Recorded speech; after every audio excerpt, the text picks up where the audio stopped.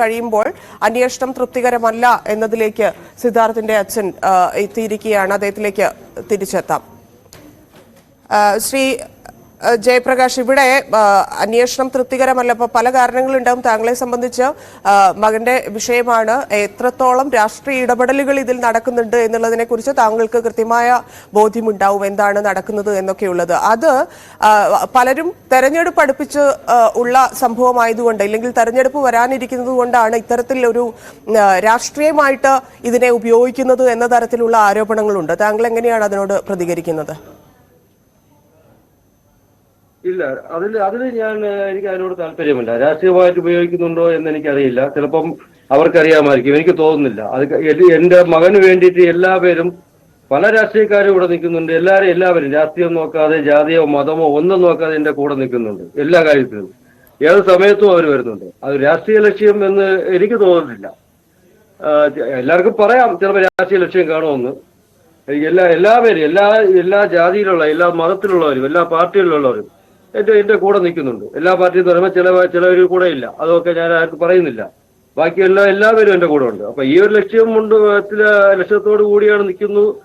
ചെറിയൊരു കേസൊക്കെ ആണെങ്കിൽ നമുക്ക് പറയാമായിരുന്നു, ഈ ഒരു ലക്ഷ്യത്തോടുകൂടെ നിൽക്കുന്നതെന്ന്. ഇത്രയും ബ്രൂട്ടലായിട്ട് നടന്ന ഒരു കാര്യം ഇതിനു വേണ്ടിയാണ് നിൽക്കുന്നത്, രാഷ്ട്രീയ ലക്ഷ്യം നോക്കുന്നൊന്നും എനിക്ക് തോന്നുന്നില്ല.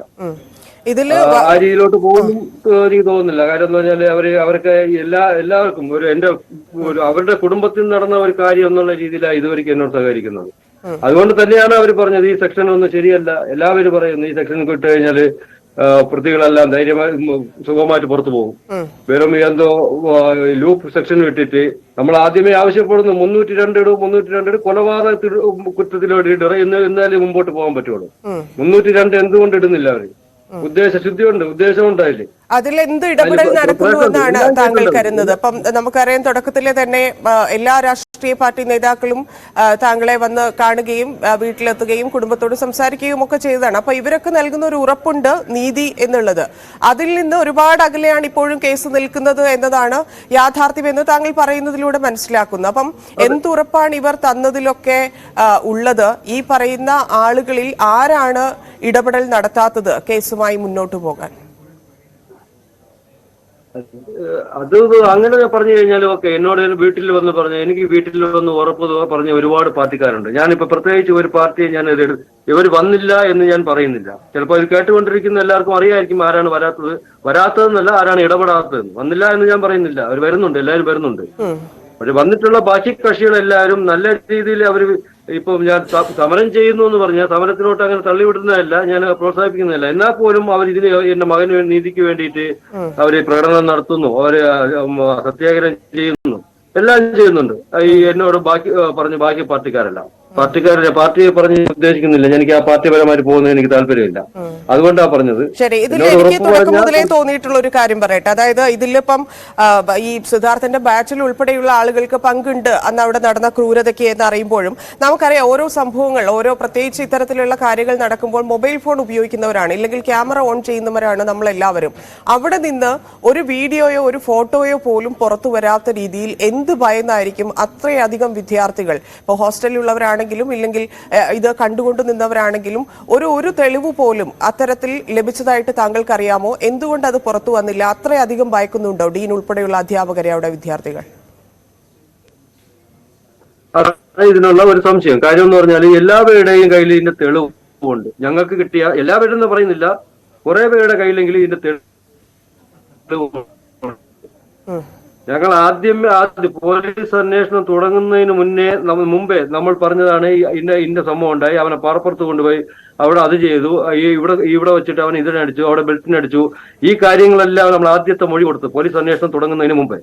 ഇതേ സംഭവം തന്നെയാണ് പോലീസ് റിപ്പോർട്ടിൽ ഇപ്പൊ വന്നിട്ടുള്ളത്. അപ്പോൾ സംഭവം കറക്റ്റാ, ജനുവിനാ, ഇത് നടന്നിട്ടുണ്ട്. അതുപോലെ ഇത് ആരെങ്കിലും എടുത്ത് കാണും, ആരെങ്കിലും ഒക്കെ കയ്യിൽ കാണും. അവരിപ്പോ പുറത്ത് പറയില്ല. പുറത്ത് പറഞ്ഞാൽ, അല്ലെങ്കിൽ പുറത്ത് എടുത്തു കഴിഞ്ഞാൽ ഇത് ചെയ്തിട്ടുള്ള ഈ സംഘടന തന്നെയാണ് ഈ പുറത്ത് വിടുന്നവരെ കൊല്ലും, അവർക്കറിയാം. അത്ര ഭീഷണി പറഞ്ഞിട്ടുണ്ട്. അവിടുത്തെ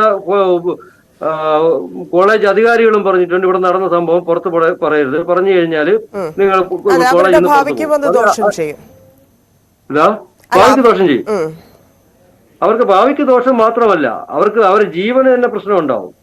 അവരുടെ ഈ സിഞ്ചോ എന്ന് പറയുന്ന അവൻ അവിടെ ഈ കൊലപാതകം കഴിഞ്ഞിട്ട് എല്ലാരോടും പറഞ്ഞ കാര്യമാ, ഇത് പുറത്ത് പറഞ്ഞ തല വെട്ടുമെന്നാ പറഞ്ഞേക്കുന്നത്. അങ്ങനെയാ പറഞ്ഞേക്കുന്നത്. ഡീന് പറഞ്ഞത് പുറത്ത് പറഞ്ഞ അവരുടെ കരിയർ അവസാനിപ്പിക്കുന്നു. ഡീനും കാന്തനാഥനും പറഞ്ഞു, അസിസ്റ്റന്റ് വാർഡനും പറഞ്ഞു. ഞാൻ എന്തിനാ വിളിക്കുന്നത്? ഞാൻ ഉള്ള കാര്യമാണല്ലോ പറയുന്നത്. ഇത്രയും ഭീഷണി അവർക്ക് ഉള്ളപ്പോൾ ആരാ ധൈര്യം ഈ പറയുന്നത് സ്വന്തം ഭാവി കളഞ്ഞിട്ട് ഇപ്പൊ വേറൊരാൾക്ക് വേണ്ടിയിട്ട് അവർ ഇറങ്ങി നടക്കുന്നത്? അവർ വിചാരിക്കും മരിച്ചതേ പോയി അല്ലെങ്കിൽ കൊന്നതേ പോയി. എനിക്ക് എന്റെ കാര്യം, അവരെ വീട്ടുകാരും അത് തന്നെ പറയുള്ളൂ. നിനക്ക് അറിയാന്നുള്ള കാര്യം ഒന്നും പറയല്ലേ, മരിച്ചവൻ മരിച്ചു, നീ നിന്റെ കാര്യം നോക്കിയപ്പോ എന്നാ അവർ പറയുന്നത്. പക്ഷെ ഇത് നടന്നില്ല, ഇത് സ്റ്റോപ്പ് ചെയ്യില്ല എന്നുണ്ടെങ്കിൽ ഇവരുടെ വീട്ടിൽ അടുത്ത ഒരു സിദ്ധാർത്ഥൻ ഇതുപോലെ വെള്ളത്തുണി പൊതിഞ്ഞ് കൊണ്ടുപോകുമ്പോഴാണ് ഇവർ അറിയണത്, അയ്യോ ഇന്ന് അന്ന് സ്റ്റോപ്പ് ചെയ്തിരുന്നെങ്കിൽ എനിക്കിത് എന്റെ മകൾക്ക് ഇത് സംഭവിക്കില്ലായിരുന്നു. ഇപ്പൊ ചിന്തിക്കില്ല, ഇപ്പൊ എല്ലാവരും അവരവരുടെ കാര്യം നോക്കിയേ പോകും. ഇനി ഒരു അനുഭവം ഇവരെ വീട്ടിന്റെ മുറ്റത്ത് വന്ന് നിൽക്കുമ്പോഴേ അവർ ചിന്തിക്കുകയുള്ളൂ, അന്നേ സ്റ്റോപ്പ് ചെയ്തിരുന്നെങ്കിൽ, അന്നേ ഞാൻ ഇറങ്ങിയിരുന്നെങ്കിൽ, അല്ലെങ്കിൽ ഞാൻ അന്നേ എന്റെ മകനോട് പറഞ്ഞിരുന്നെങ്കിൽ ഇത് നീ ഒരു തെളിവ് കൊടുത്ത് ആ കുറ്റവാളികളൊന്ന് അകത്താക്കാനുള്ള എന്തെങ്കിലും ചെയ്യും, ഇതോടുകൂടി അവിടുത്തെ പരിപാടി, അവിടുത്തെ ഈ റാഗിങ്ങോ അല്ലെങ്കിൽ മർദ്ദനോ അവിടെ നിൽക്കും എന്ന് അവര് ഇപ്പോൾ ചിന്തിക്കില്ല. അവർ ആ സമയത്ത് ചിന്തിക്കുള്ളൂ. എല്ലാവരുടെ കയ്യിലും ഉണ്ടെന്ന് തെളിവ് മാക്സിമം ഒരു 50% ആൾക്കാരെങ്കിലും പുറത്ത് ഇതിന്റെ വീഡിയോ കാണും, അല്ലെങ്കിൽ ഓഡിയോ കാണും, അല്ലെങ്കിൽ ദൃക്സാക്ഷികൾ കാണും. ഇപ്പോഴൊന്നും ആരും പറയില്ല, എല്ലാവർക്കും അവരുടെ കാര്യം. ഇതില് മറ്റൊരു കാര്യം പ്രധാനമായി ഉയരുന്ന ആരോപണം, ഇങ്ങനെ ഒരു സംഭവം കേരളത്തിൽ നടക്കുന്നു, റാഗിംഗ്, അതിനപ്പുറമുള്ള ക്രൂരമായ ആക്രമണം, ഒരു വിദ്യാർത്ഥി മരണപ്പെടുന്നു. ഇത്രയും സംഭവം ഉണ്ടായിട്ടും മുഖ്യമന്ത്രി എന്തുകൊണ്ട് പ്രതികരിച്ചില്ല? എന്തുകൊണ്ട് കേസിൽ അന്വേഷണം ശക്തമാക്കുമെന്ന് സ്ഥിരം പറയുന്നത് പോലെ, പല വിഷയങ്ങളിലും പറയുന്നത് പോലെ പറഞ്ഞില്ല എന്നൊക്കെയുള്ള ചോദ്യങ്ങൾ ഉയരുന്നുണ്ട്. എന്തായിരിക്കാം കേസിൽ ഉന്നതരായിട്ടുള്ള ആളുകൾ ആരും പ്രതികരിക്കാത്തത്, സാംസ്കാരിക നായകർ മൗനം പാലിക്കുന്നത് എന്നൊക്കെ ആലോചിച്ചിട്ടുണ്ടോ? അതിലൊക്കെ ആശങ്കയുണ്ടോ?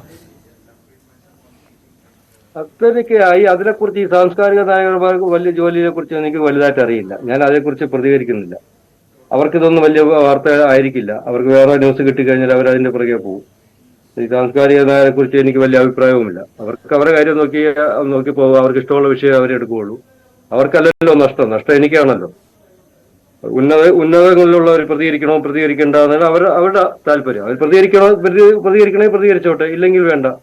എന്നെ സഹായിക്കാൻ ആര് വന്നു കഴിഞ്ഞാലും എനിക്ക് സന്തോഷമേ ഉള്ളൂ. അത് പാർട്ടി ആയാലും മീഡിയ ആയാലും നാട്ടുകാരായാലും വീട്ടുകാരായാലും ആരായാലും ഇതിനോട് സപ്പോർട്ട് ചെയ്യുന്നെങ്കിൽ ഞാൻ അതിനുവേണ്ടി ഇറങ്ങി പൊരുതാൻ വേണ്ടി ഇറങ്ങി യാതൊറ്റം വരെയും ഞാൻ പോകും. അതിനുവേണ്ടി എന്നോട് കൂടെ നിൽക്കുന്ന ആരുകൂടെയും എനിക്ക് നല്ല സ്വാതന്ത്ര്യമുണ്ട്, നല്ല സ്നേഹമുണ്ട്. അല്ലാതെ ഈ സാംസ്കാരിക നായകന്മാരോ അവരെ ഒന്നും നമ്മൾ നോക്കിയിട്ട് ഒരു കാര്യമില്ല. ഇത് നമ്മുടെ പേഴ്സണൽ ലോസിന് അപ്പുറത്തേക്ക്, ഇപ്പൊ നമുക്ക് വ്യക്തിപരമായിട്ടുണ്ടായ നഷ്ടം എത്രത്തോളമാണ്, അതിന്റെ വേദനയൊക്കെ നമുക്കറിയാം. പക്ഷെ അതിനപ്പുറത്തേക്ക് നമ്മുടെ സമൂഹത്തിൽ, നമ്മുടെ നാട്ടിൽ ഇത് നടക്കുന്നു എന്നുള്ളതിനെ കുറിച്ച് പറയാൻ, എന്തുകൊണ്ട് ഇത് നടന്നു എന്നുള്ള രീതിയിൽ പോലും ഈ കേസ് പോകേണ്ടതുണ്ട്. അപ്പൊ മുഖ്യമന്ത്രിയൊന്നും ഇതുവരെ മിണ്ടിയില്ല എന്ന് പറയുമ്പോൾ ഉണ്ടാക്കുന്ന ഒരു ബുദ്ധിമുട്ട്, പല വിഷയങ്ങളിലും എന്താണ് വിഷയം, ഏതു തരത്തിലാണ് എന്നൊക്കെ നോക്കി പ്രതികരിക്കുന്ന ആളാണ് മുഖ്യമന്ത്രി. എങ്കിൽ പോലും പ്രതികരിക്കാതിരിക്കുന്നത് താങ്കൾക്കുണ്ടാക്കുന്ന ബുദ്ധിമുട്ട് എത്രത്തോളമാണ്? ഇല്ല, എനിക്കതിൽ പ്രത്യേകിച്ച് ബുദ്ധിമുട്ടൊന്നും തോന്നില്ല. മുഖ്യമന്ത്രി എന്ന് പറയുന്നത് പുള്ളിക്ക് അദ്ദേഹത്തിന് അതിൻ്റെതായ തിരക്കുകൾ കാണുമായിരിക്കും. ഒരു സംസ്ഥാനത്തിന്റെ മുഖ്യമന്ത്രിയില്ലേ, നല്ല തിരക്കുകളാണ്, പലയിടത്തും പോകേണ്ടി വരും. അപ്പൊ ഇതിനെതിരെ ഇത് മുഖ്യമന്ത്രി സംബന്ധിച്ചിടത്തോളം ഇതൊരു ചെറിയൊരു കേസായിരിക്കാം, എനിക്കതറിയില്ല. അദ്ദേഹത്തിന്റെ തിരക്ക് കാണും. അതുകൊണ്ട് എനിക്ക് പ്രത്യേകിച്ച് വിഷമവും തോന്നിയിട്ടില്ല. വീണ്ടും നമ്മൾ ഈ ഡീന്റെ കേസിലേക്ക് വന്നിട്ടുണ്ടെങ്കിൽ എങ്ങനെയായിരിക്കും? താങ്കൾ പരാതിപ്പെടുമെന്ന് പറഞ്ഞിരുന്നു, പരാതിയുമായിട്ട് മുന്നോട്ട് പോവുകയാണോ? കേസ് അന്വേഷണവുമായിട്ട് താങ്കൾക്ക് അവസാനം ലഭിച്ചിരിക്കുന്ന വിവരങ്ങൾ എന്തൊക്കെയാണ്?